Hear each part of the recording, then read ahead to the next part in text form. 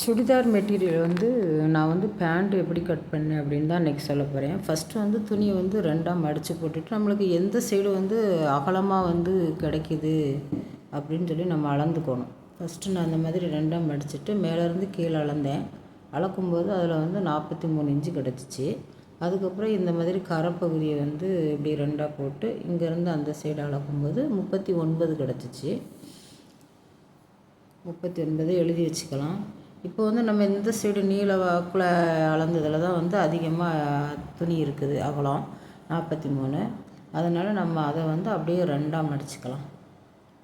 ரெண்டாக மடிக்கும்போது கரைப்பகுதி அந்த பக்கம் வந்துடும். எப்போவுமே வந்து மடிப்பு பகுதி தான் நம்மளை பார்த்து இருக்கணும். எந்த சைடு துணி அதிகமாக இருக்குன்னு அகலத்தை அளந்துட்டு, இப்போ வந்து ஓப்பன் சைடு வந்து அந்த பக்கம் இருக்குது, மடிப்பு பகுதி வந்து நம்ம பக்கம் இருக்குது. இப்போ அளவு பேண்டை எடுத்துக்கலாம். மேலேருந்து அந்த அளவு பேண்டில் வந்து பட்டி ஜாயின் பண்ணியிருப்போம்ல, ஃபஸ்ட்டு அதை அளந்துக்கலாம். 8 இன்ச்சு இருக்குது. அப்புறம் அந்த 8 இன்ச்சையே எழுதி வச்சுக்கலாம். இப்போ இன்றைக்கி ஒன்று அந்த பட்டி 8 இன்ச்சு அளந்தோம்ல, அதை வந்து விட்டுறணும். விட்டுட்டு அந்த பட்டி ஜாயிண்டிங் தையலேருந்து கீழே வந்து காலோட லென்த் எவ்வளோ இருக்குன்னு பார்க்கணும். நீளம் வந்து 31 இன்ச்சு இருக்குது. 31ஐயும் நம்ம வந்து எழுதி வச்சுக்கலாம், எல்லாத்தையும் மறந்துடும். அதுக்கப்புறம் அந்த காலோட அகலம் வந்து எவ்வளோ இருக்குன்னு பார்த்துக்கலாம். எல்லாமே நம்ம ரெட்டையாக தான் அளந்துக்கிட்டுருக்கோம். 6 இன்ச்சு இருக்குது. 6 இன்ச்சு ஃபுல்லுன்னா ப்ளஸ் வந்து 12 இன்ச்சு வரும்.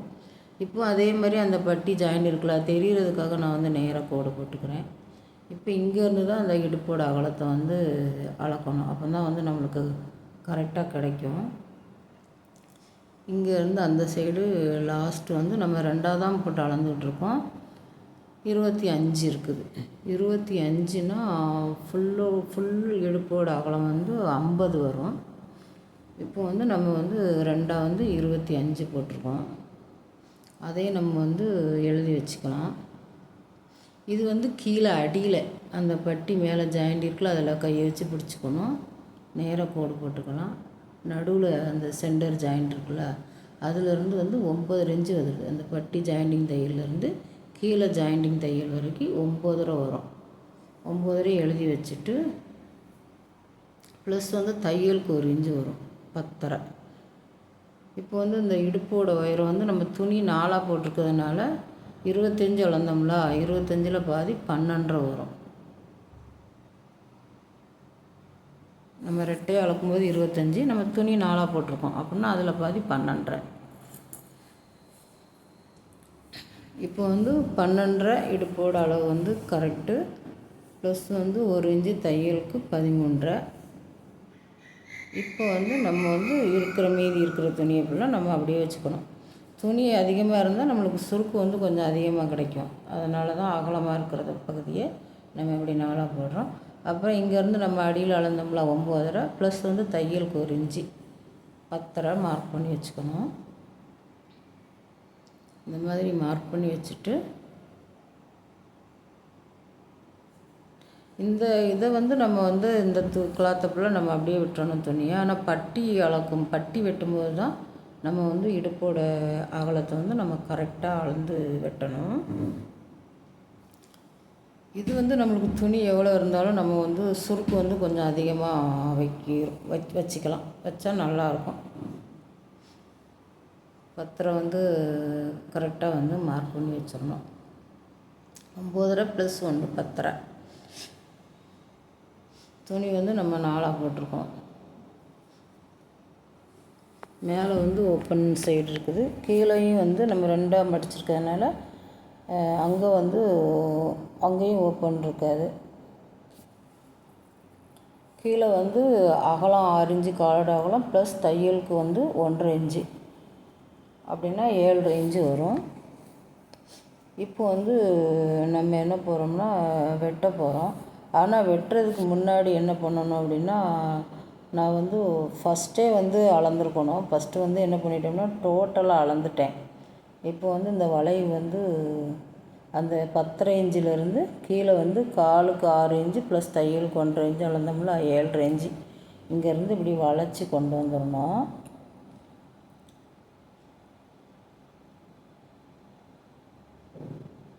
இந்த மாதிரி வளைச்சி இப்படி நம்ம மார்க் பண்ணி வச்சுக்கலாம். அதுக்கப்புறம் தான் வந்து நான் வந்து ஃபுல்லாக அளந்துட்டேன். அப்புறம்தான் நம்மளுக்கு வந்து நீளம் வந்து 31 இன்ச்சு தானே, மேலே வந்து தையலுக்கு ஒரு அரை இன்ச்சிலேருந்து 3/4 இன்ச்சு விட்டுக்கலாம். ஏன்னா நம்ம பிசுறு இல்லாமல் மடித்து தைப்போம். அதிலேருந்து கீழே அந்த 31 இன்ச்சை வந்து கரெக்டாக மார்க் பண்ணிவிட்டு அதிலேருந்து 3 இன்ச்சு மடித்து தைக்கிறதுக்கு. அப்போ 31 + 3 34. ஃபஸ்ட்டு நான் வந்து ஃபுல்லாக லென்த்தை வந்து ஃபுல்லாக விட்டு அளந்துட்டு வளையல் போட்டுட்டேன். ஆனால் வந்து 31 இன்ச்சு + 4 இன்ச்சு அந்த நீளத்தை கரெக்டாக அளந்துட்டு தான் நம்ம வளையல் போடணும். 6 இன்ச்சு + 1.5 7.5. இங்கேருந்து நம்ம 10.5 அளந்துருக்கோம்ல, அந்த 10.5லேருந்து இந்த 7.5 வரைக்கும் இப்படி வந்து வளைவாக மார்க் பண்ணிக்கணும். மார்க் பண்ணிவிட்டு வெட்டுறதுக்கு கொஞ்சம் சிரமமாக இருக்குதுன்னு சொல்லிட்டு மேலே கொஞ்சம் மடிச்சிட்டேன். இந்த கரெக்டாக நம்ம 34 இன்ச்சு அளந்துருக்கோமா, அதிலேருந்து ஃபஸ்ட்டு வெட்டிட்டு அதுக்கப்புறம் இங்கேருந்து அப்படியே அந்த 10.5 இன்ச்சு வரைக்கும் இப்படி கட் பண்ணி எடுத்துடணும்.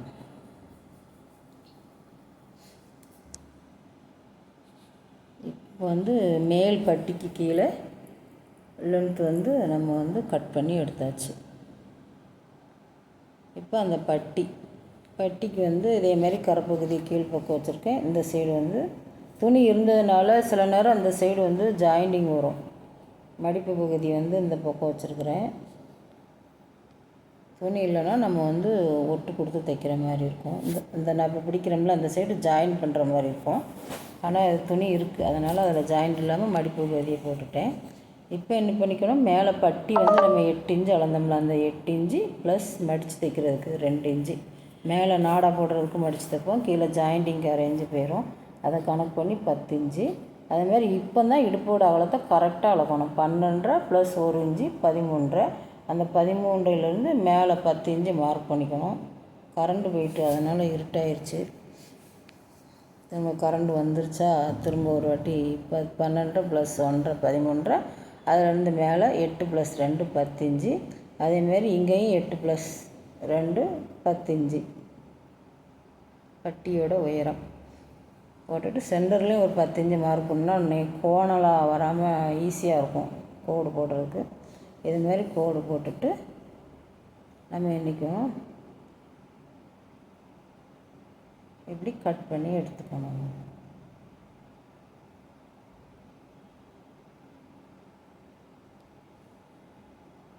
கட் பண்ணி இப்போ எடுத்தாச்சு.